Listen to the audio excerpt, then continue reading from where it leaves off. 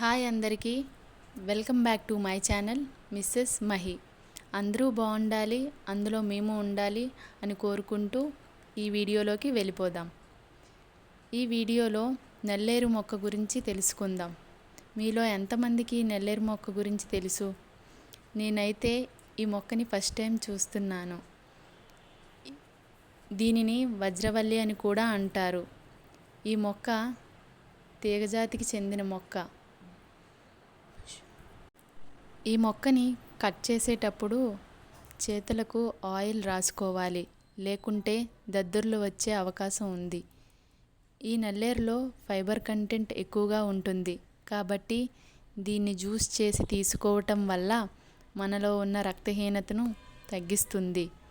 Bones వీక్గా ఉన్న, విరిగిన లేదా గుల్లబారిన ఈ నల్లేరును తీసుకోవటం వల్ల దీనిలో అధికంగా ఉండే కాల్షియం బోన్స్ని దృఢంగా చేస్తుంది.